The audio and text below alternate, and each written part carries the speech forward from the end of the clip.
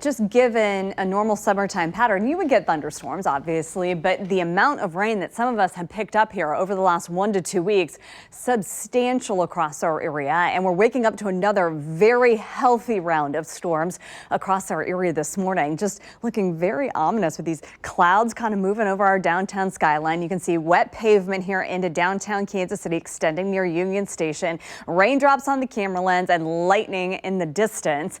These thunderstorms are going to be with us for a good part of our Monday. 73 degrees our temperature right now. In the latest look of live power Doppler, I'm going to start over the immediate metro because this is where we are going to watch very closely. The National Weather Service just over the last 15 to 20 minutes issuing a flood advisory for the east side of the immediate metro. This includes areas southern Clay County, Jackson County, Independence, close to Raytown as well. We've had some hefty rain that has been falling here for about the last 1 to 2 hours solid.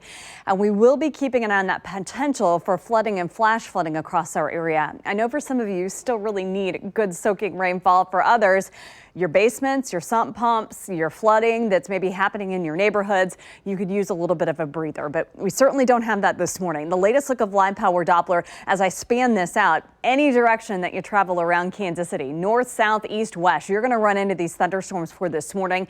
And this entire complex is just kind of evolving, and it will slowly begin to move its way from west to east across our areas we're moving through this morning. But for many, it may be a good hefty amount of rain that you're going to run into as you're heading out the doorway for that morning routine.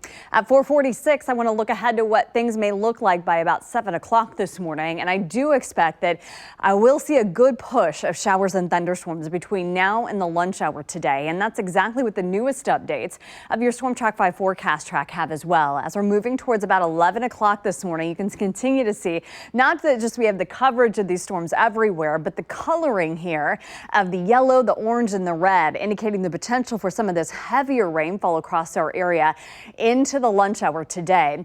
As we're moving into this afternoon, notice you can see the map here will begin to break up some of this rainfall as we're heading into this afternoon, and some of us will dry out, but I do still expect we're going to have some isolated thunderstorms for your evening activities and for our evening drive home later today.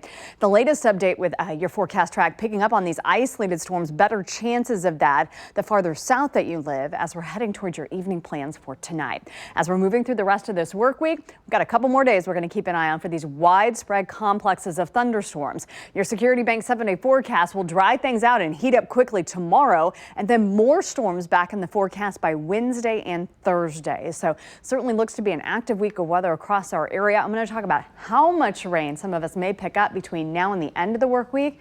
That's in just a few more minutes. Joe, over to you.